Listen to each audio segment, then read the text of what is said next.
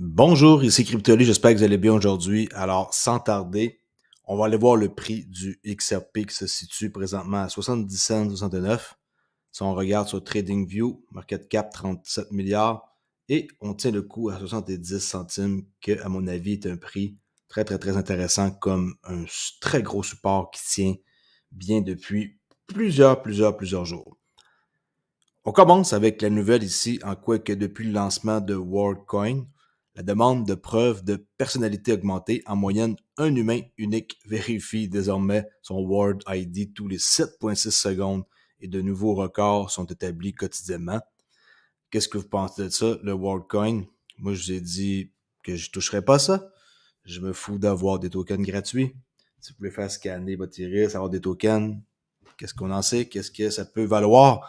Quand on sait qui est derrière ça, Sam Altman de OpenAI. Et aussi, on sait que dans OpenAI, il y en a Elon Musk qui est cofondateur. Alors, est-ce que vraiment c'est quelque chose qui vous fait réagir? En passant, pour les questions du jour, c'est pas compliqué.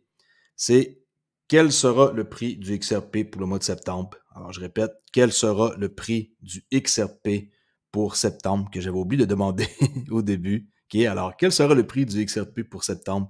C'est ce que je vous demande. Écrivez ça dans les commentaires. Continue justement avec Elon Musk, que j'ai vraiment hâte de voir qu'est-ce qu'il va faire avec X.com, hein, qui date de 22 ans. Il dit qu'il va exécuter son plan, qui existe depuis comme longtemps et qui a amélioré avec toutes ces années-là, pour en faire l'institution financière la plus précieuse au monde. Qu'est-ce que ça veut dire? On peut aller voir ici. Il ne donne pas de détails, mais il explique qu'il veut en faire l'institution financière la plus précieuse au monde. There's a product plan I wrote, which I wish I'd kept a copy of in July of 2000, where I thought it would be possible to make. En 2000, il avait écrit, dans le fond, une revue par rapport à ça. The most valuable financial institution. Et qu'elle a dit que ça allait être le truc le plus de valeur comme institution financière au monde. In the world. And we're going to execute that plan from 22 years ago. Ils vont exécuter ce plan-là, qui date de 22 ans. Which amazingly no one has done. Que personne n'a fait. Ce gars-là, c'est pas un humain, c'est quelque chose d'autre, je vous dis. Faire sa part, c'est incroyable comment il fait des trucs, tout ce qu'il touche. C'est fou raide, ça marche. Puis c'est un gars qui se rend au bout de ses objectifs, rien qu'à penser à SpaceX. Incroyable comment que ça peut atterrir à un endroit précis par la suite. Tesla, c'est un gros succès.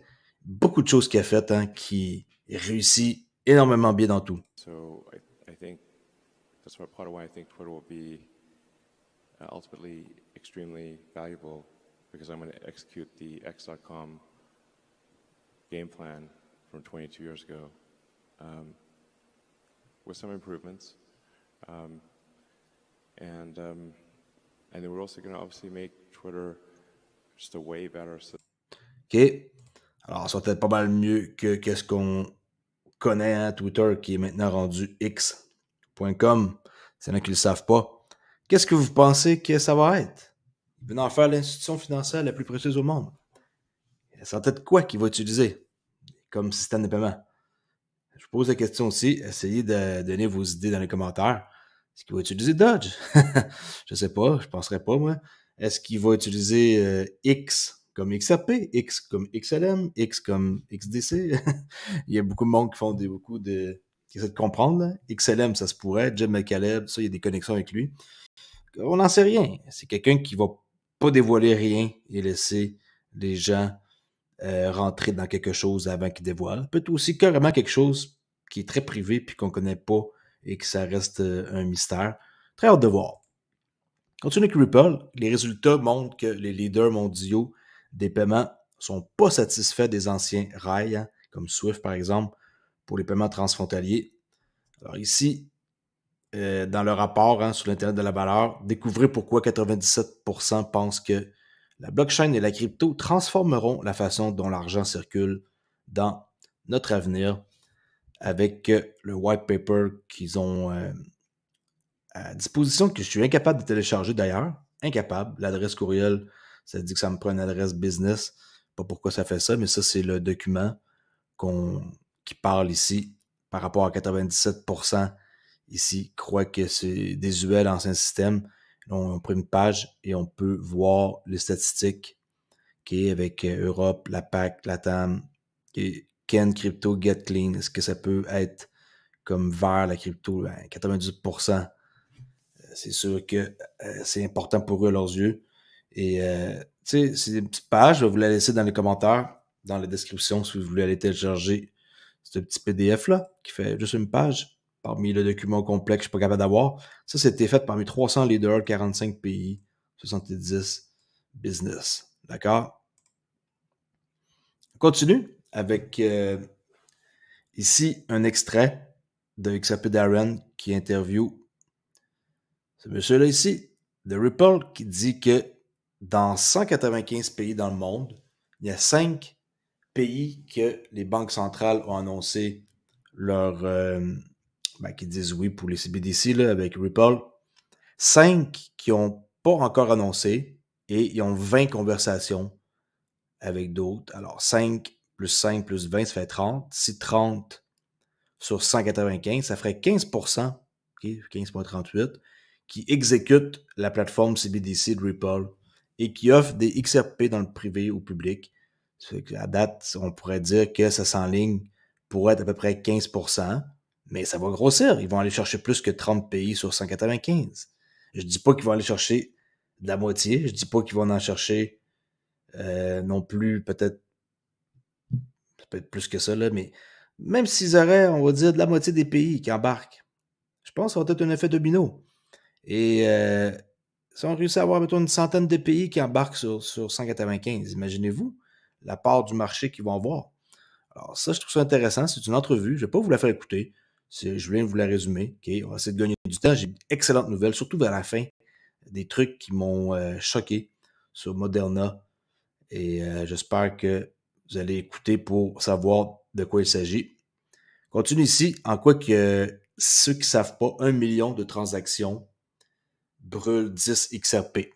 Okay? 1 million de transactions, ça brûle 10 XRP. Il y a des XRP qui seront perdus à jamais à raison de personnes qui décèdent, des clés perdues, des comptes oubliés. Alors, tout ça, ça peut changer qu'un vote en passant.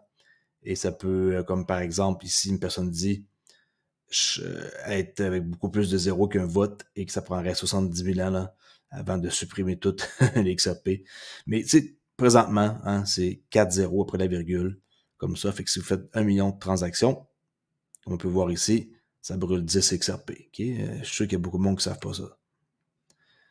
Projet Icebreaker, la RCBDC.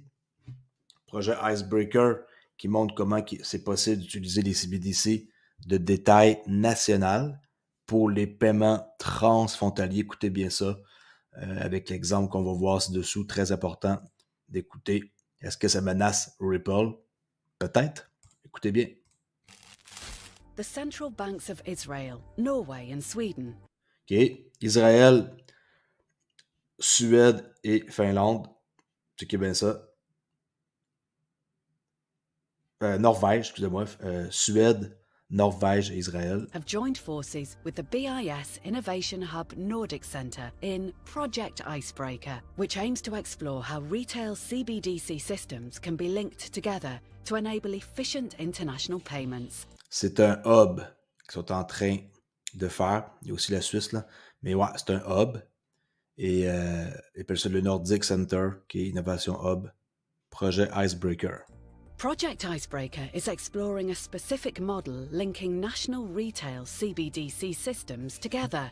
Et fait que Suède, Norvège, Israël, on va voir un exemple. The Icebreaker Hub routes payments and allows national CBDC systems to talk to each other, despite being based on different technologies. In this project, different distributed ledger technologies used by each country for their proof-of-concept CBDC systems were connected to the Icebreaker Hub. Let's see how this works. Say Alice in Stockholm wants to send money to Noah in Tel Aviv to pay for a camera she bought online. When she enters Noah's payment address and the amount into her mobile app, the Icebreaker Hub helps her find the best available exchange rate. This is calculated from the rates foreign exchange providers submit to the Icebreaker Hub. Alice's payment is then broken down into two payments, one in Swedish e-krona to a foreign exchange provider in Sweden, and another in Israeli digital shekels from the foreign exchange provider in Israel to Noah.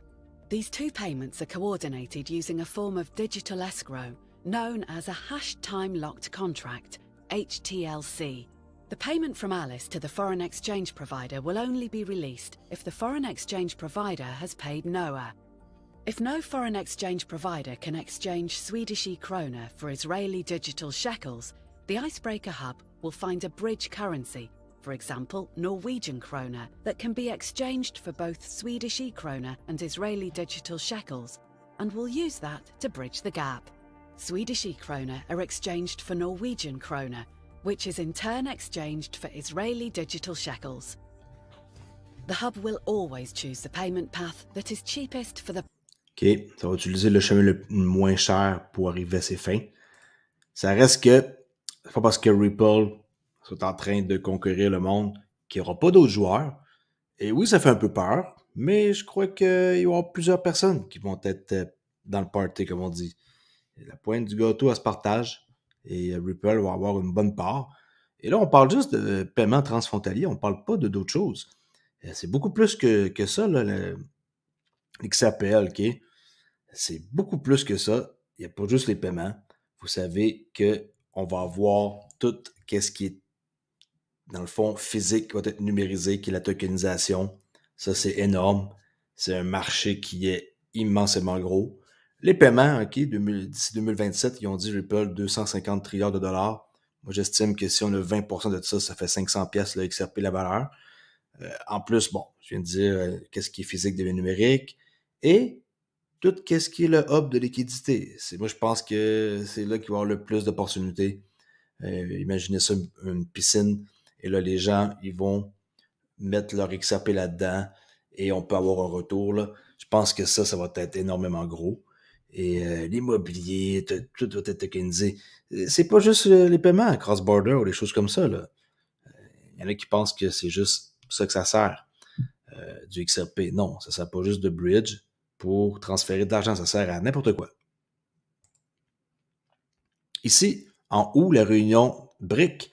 Okay, je vous rappelle, Brésil, Russie, Inde, China, South Africa, pour l'annonce d'un dollar qu'ils vont créer. Et ça, cette monnaie commune-là va être échangée entre ces nations-là pour contrer le pétrole qui est présentement en dollars US. Une fois que ça va se produire, c'est là qu'on devrait voir le commerce des devises numériques commencer à laisser tomber le dollar US. Et ils vont appeler ça apparemment l'homme de sable, Sandman Operation. L'Afrique du Sud fait partie des BRIC. J'ai dit le Brésil, la Russie, l'Inde, la Chine. Et là, ils sont en train d'introduire d'autres personnes qui veulent faire partie de BRIC. Il y a l'Égypte, il y a l'Arabie Saoudite, il y a d'autres pays, là. Écoutez bien qu'est-ce qu'il va dire ici. First, another major blow to the US dollar yesterday. Overnight, we learned that the BRICS nations are now expanding. Yes, Egypt has officially joined the BRICS Development Bank. Ils se joignent à la banque BRIC. So let's be clear what's happening right in front of our faces. The BRICS nations of Brazil, Russia, India, China, and South Africa are building their own reserve currency built on gold and other commodities like uranium, graphite, copper. OK, écoutez bien qu'est-ce qu'ils disent ici. Are building their own reserve currency built. Avoir leur propre réserve de valeur qui serait, exemple, l'or, le palladium, le platinum, toutes sortes de métaux, des commodités. Okay. On gold and other commodities like uranium, graphite. OK, uranium, graphite, copper. Le cuivre, l'or. The United States dollar is built on debt. Et qu'est-ce qu'il dit? United States dollar is built on. Le dollar US est construit sur la dette. Et la dette est en train de grossir. Alors, leur dollar, à quelque part, il est en train de juste baisser parce qu'ils impriment de l'argent non-stop. On appelle ça du QE, là, Quantitative Easing. Là. Ils impriment. Et on ne peut pas imprimer comme ça à l'infini. On debt and the nothing, just like the never-ending story. The nothing is a failure of Western hegemony, which is built on a house of cards. OK. Juste pour vous montrer qu'il y a d'autres joueurs qui sont en train de se joindre à la brique. Et je crois qu'ils vont réussir à faire ce qu'ils sont en train de monter. C'est à suivre parce que c'est quelque chose qui est gros et qui va changer à jamais la donne pour le dollar US. Anthony Pompliano, qu'on n'entend pas beaucoup parler depuis quelques temps, il fait une réflexion sur la décision de XRP, qui est Ripple, le cas passant XRP n'est pas une sécurité. Habituellement, il n'était pas très très gentil par rapport à l'égard de XRP, mais cette vidéo-là, il est correct. Alors, écoutez bien ça. Let's talk about when is it going to happen with XRP, because of course XRP has had an incredible run up, even as it's got the SEC breathing down its neck. It got a favorable judge ruling, court ruling rather, and we're waiting to see if the SEC will appeal that ruling, which basically was in XRP's favor. Right now it's at 71 cents. Where do you think XRP moves toward through all of this drama?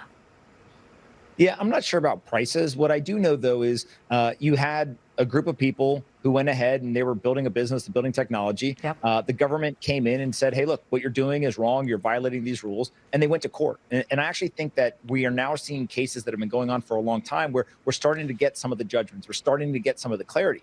People in the crypto community have been asking for regulatory clarity for a long time. People in the regulatory bodies have been saying the existing rules are the clarity, comply with them. And so I think in the XRP case, it's a great example where they went to court, they laid out their arguments, the regulatory bodies laid out their arguments, and a judge made a decision. Now there's appeals and other kind of knock-on effects, but ultimately in the country of the United States, going to court and making your case is part of what it means to have the best capital markets 100%. and freedom. Absolutely. Part of the U.S. and our laws is that Congress can move to regulate things. Actually, the Bitcoin and the crypto world has been begging for guardrails to say, let us move forward. And let's talk about when is it going to happen. Alors, ça fait du bien de voir qu'il donne de bonnes informations. Il se mouille pas trop, mais il donne des bonnes infos.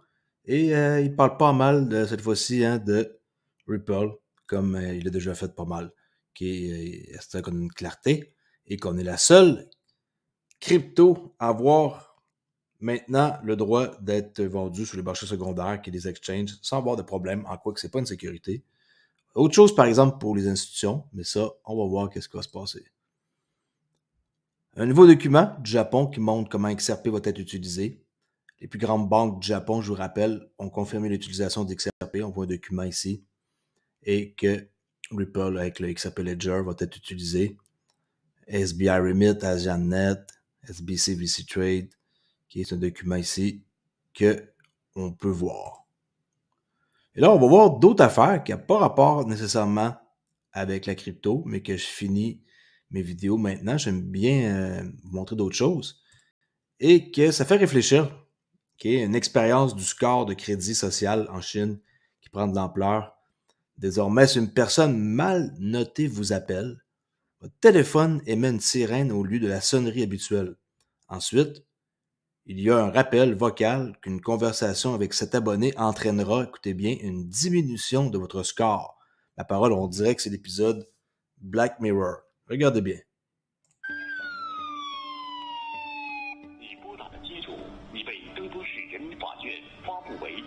OK, il reçoit un appel d'une personne que son score n'est pas bon. Et là, lui, s'il parle avec, ça va faire baisser son score et ça lui cause des problèmes. Alors, on est vraiment rendu là, en Chine. C'est une expérience qui prend de l'ampleur. Sérieux, la Chine, c'est vraiment, mais vraiment un endroit qui sort de l'ordinaire, ma parole. C'est incroyable. Regardez bien l'autre ici vidéo. Je ne vais pas faire jouer le son parce qu'il y a une musique. Voilà à quoi ressemblent les villes chinoises.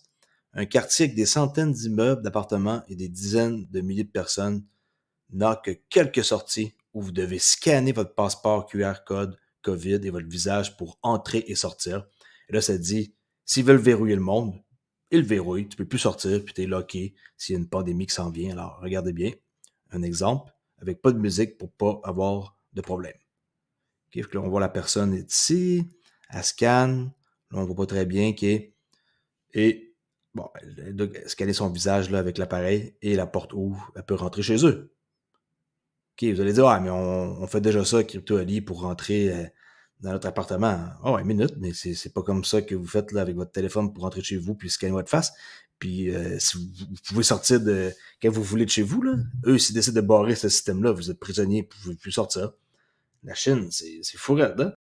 C'est le genre de choses qui va en plus arriver dans d'autres endroits plus tard, là, je suis persuadé. OK, alors, qu'est-ce que vous pensez de ça? Un genre de place comme ça. Ça, puis une prison, c'est pas mal pareil, on dirait. Hein? Et pour finir, le truc qui m'a quasiment empêché de dormir hier, regardez bien.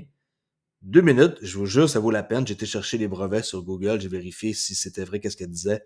Et je suis assez choqué, merci, surtout que j'ai eu ce vaccin-là que je regrette pour mourir, que je n'étais pas censé avoir ça. Regardez bien, ça va probablement changer la façon dont vous pensez maintenant suite à l'injection du vaccin Moderna, puis aussi sûrement avec d'autres vaccins comme Pfizer, là, mais là, on parle de Moderna pour celui-là. Regardez bien et ne soyez pas trop choqués, s'il vous plaît. So let's just get into this, and I'd like to take you through the patents that are on Moderna's website. So there's a patent. En passant, le brevet, il se trouve sur le site.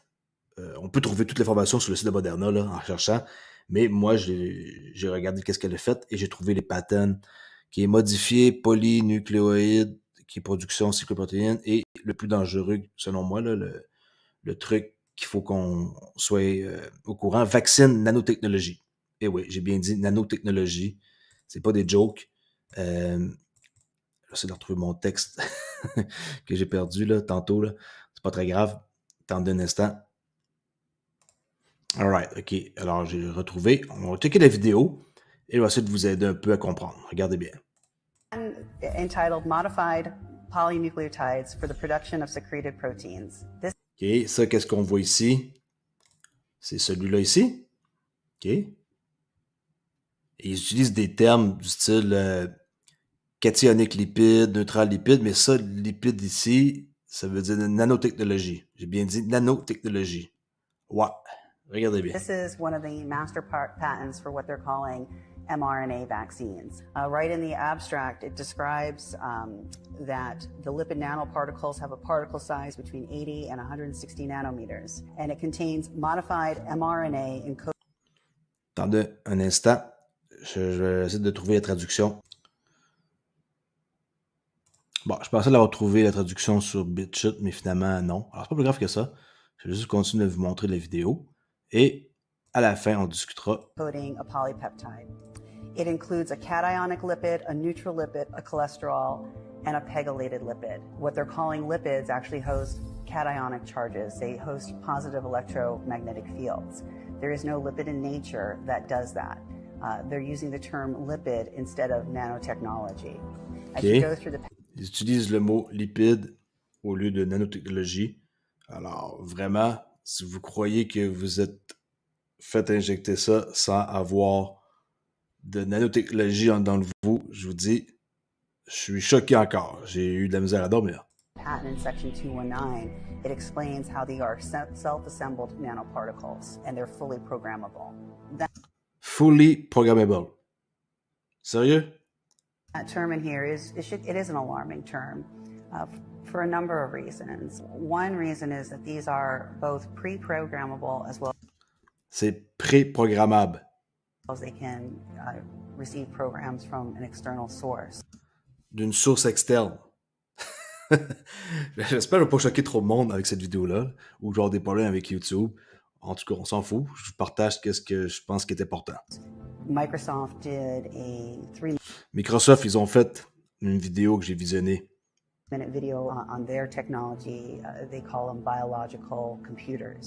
Avec la biologie ordinateur, là, j'ai vu qu'ils sont très, très, très aussi avancés pour inclure des trucs assez sophistiqués par rapport à ça. Là. C'est ici que vous devez écouter. Regardez bien ça. I think it's very important for every American citizen to see, and it's patent number US 953921. OK, là, elle parle du brevet qui est ici. Attendez un instant, je vais juste retrouver la page. Là, on parle de vaccine nanotechnologie. C'est de ça qu'elle va parler pour ce brevet-là. B2.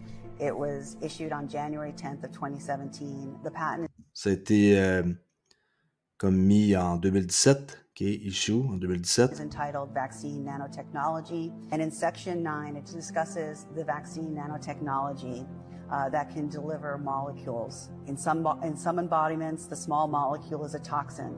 The toxin is from a chemical weapon, an agent. Oh, quand je vois ça, je suis découragé, là. Regardez bien. OK, on va effacer le mot. Toxine, nicotine. C'est comme ça qu'on le trouve dans le texte, là. Regardez bien qu'est-ce qu'il marque ici. OK, in some embodiment, the addictive substance is nicotine. OK, in some embodiment, the small molecule is a toxin. Et, le plus choquant, c'est ça. In some embodiment, the toxin is from a chemical weapon. OK, un agent of biowarfare. Qu'est-ce que ça veut dire, biowarfare? Guerre biologique. Alors, c'est là-dessus que l'avenir s'enligne, guerre biologique, genre de truc qui, on dirait, fait pas de mal, mais finalement en fait beaucoup, mais comme silencieuse. Et ça fait peur pareil parce que ça se trouve dans le vaccin du COVID-19 que vous êtes fait injecter par Moderna. Alors, je sais pas si vous allez avoir de la misère à dormir suite à ça, mais moi, en tout cas, ça m'a causé des problèmes hier.